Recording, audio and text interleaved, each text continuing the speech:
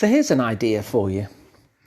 When we look to accomplish something, what we'll often do is we'll focus on how do we actually complete? How do we finish? It can be quite an overwhelming question, really, especially if it's quite a big thing we're trying to accomplish. But we tend to go to that end point. How do I get to there? And all of our focus and thinking and energy is all about that point just beyond the horizon that we need to get to in order to have completed that thing, so we get to that moment of accomplishment.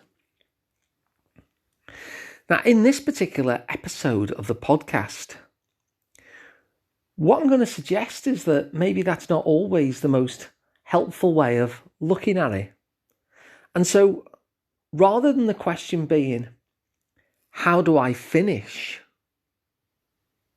A more useful question, I'd suggest, is often, how do I start? Now, the reason why I like the question, how do I start, rather than how do I finish? Well, a few reasons really, but the first one is, you can't finish unless you start. So being able to have the skill set of how to start is arguably more important, because without that, you're not going to get to the finish. If I just stand still in exactly the same spot, I'm never going to get anywhere else. So the ability to start things is really important. The second thing is that starting, that has a certain amount of flexibility about it. Well, what do you mean by starting? Does that mean doing half an hour on this? Does it mean doing a whole morning on this? Does it mean doing 1 minute on this? So we can actually define starting for ourselves, whereas finishing is just finishing. It's got its own definition, and we can't really play around with it in order to make it more motivating, I suppose. But there are different ways to start things that are less motivating or more motivating. I don't know if you've ever read a book and you come to the end of a chapter and you're getting a little bit sleepy, maybe you're reading in bed, but you're quite curious about what happens next in this book. And so what you do is you look, how big is this next chapter? Now, if it's a great big chapter, it's very likely that you'll just leave it be, put the book down. But if you see the chapter's maybe got 3 pages, I'll just read the next chapter. So starting, when you're starting something smaller, actually makes it easier to start. When the chapter was small, starting that chapter felt easier than when the chapter was big. And neither chapter was going to lead me to finishing the book. But a small chapter would get me closer, would get me starting. And so we can actually play around with what starting means, and by doing so make it easier to start.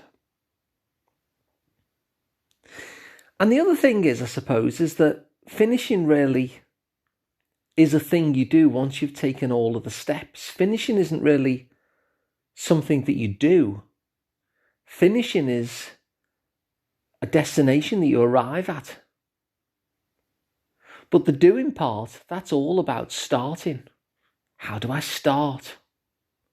And of course, starting is something that we'll have to do every day. It's a question we face not just now, but tomorrow, next week. How do I start? No matter what I'm doing, whether I'm training to run a 5 or a 10K or whatever, or whether I'm deciding to write a book or, whatever it happens to be, something else entirely. Doesn't matter which, really. But whatever it is, unless it's something that I can complete in one fell swoop, it's normally going to involve me being able to call upon the skill set of starting over and over and over again. So if I've got a project, for instance, and I need to do it over, say, a 2-month period in order to reach that destination line that we call finishing, then I'm going to have to know how to start over and over again. It won't be just that I'll have to start once and then I power all the way through for 2 months without sleep. No, I'll break for lunch. I'll break for dinner. I'll break for sleep. I'll break for relaxation and social time. And every time that I do break, I need to know how to start again. And so this is why I tend to think that the focus on how will I finish this is a bit of a red herring. Because the way that you finish it is that you start repeatedly. Now, as I mentioned with the books earlier on, if you have a short chapter, you're much more likely to start than if you have a long chapter.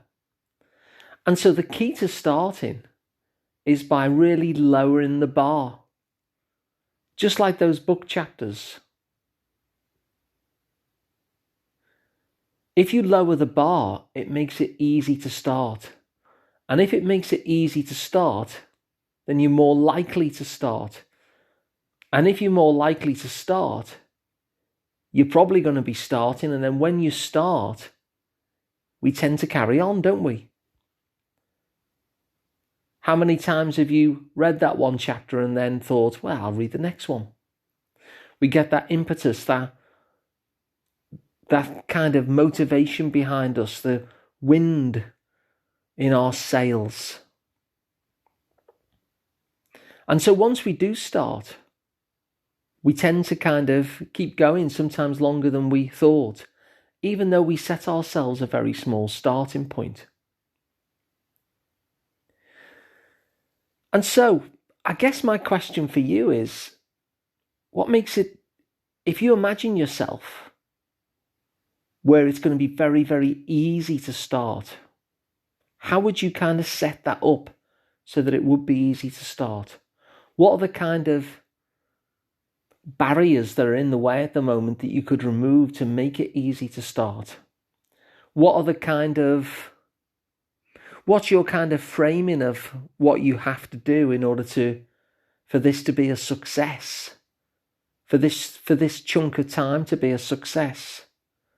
Is that something that would be helpful if you lowered it? Would that make it more likely, much like the book chapters? What else do you need to change in order to remove any friction between you and beginning?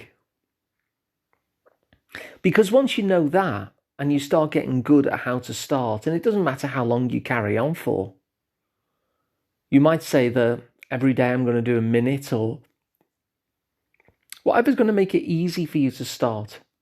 Because finishing is just a destination. It's not something you do, but starting is something that we do. And so that's my invite for you, really, to have a think, not so much about how you finish, but how you begin. Because once you know how to begin anything, really, you can apply that to anything.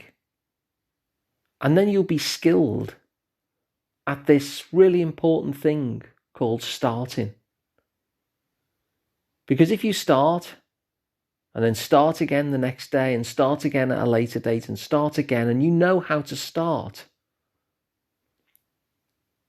then you will finish, and you will accomplish what you want to. So this skill set of knowing how to begin something is a great skill set to have. And so what makes it easy for you to start? That's my question for you today. And if you find this useful and you think somebody else would, then please share it with them. You can subscribe for free wherever you get your podcasts. You can watch it as a video on psychotherapy.com, or you can work with me one-to-one. I'm Alun Parry, and I'm at the Liverpool Psychotherapy practice, which is at liverpoolpsychotherapy.co.uk. So thanks for listening, and I'll be back again tomorrow.